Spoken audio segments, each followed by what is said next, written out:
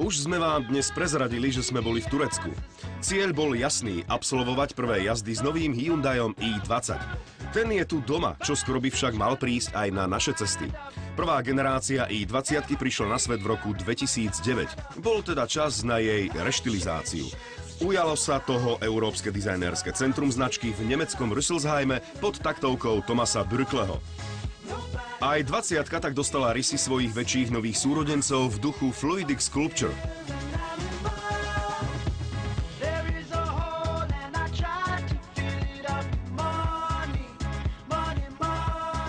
Novinka má prepracované oba nárazníky, čím sa jej celková dĺžka zvýšila o 55 mm. Nové sú zadné koncové svetlá, prispôsobené celkovým štilistickým zmenám a pribudli aj cúvacie senzory v nárazníku. Ostatné vonkajšie rozmery karosérie zostali zachované. Celok teraz pôsobí výrazne dynamickejšie.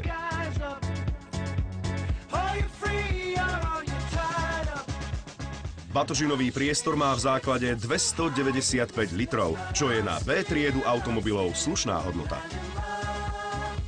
Zadné operadlá nesklopíte úplne do roviny, ale takáto plocha je postačujúca.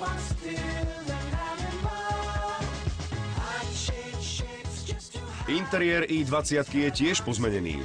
Zostal mu veľký priestor, ktorým bodovala aj predchádzajúca verzia, ale aplikovali v ňom nové, kvalitnejšie materiály.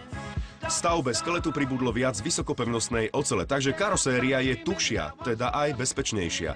A 6 airbagov už v základe je tiež chválihodných.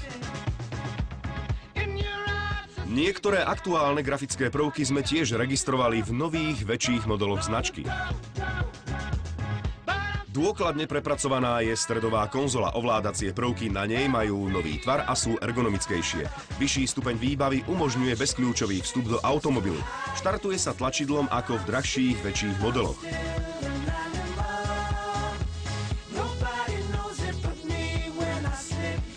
Údaje z palubného počítača sú zobrazené na malom displeji v hornej časti stredového panela. Prevodovka závisí od zvoleného motora. K dispozícii sú manuálne 5 až 6 stupňové, na želanie v kombinácii s najsilnejším benzínovým motorom a aj 4-stupňový automat. Tu je najsilnejšia verzia, benzínový štvorvalec s maximum 74 kW.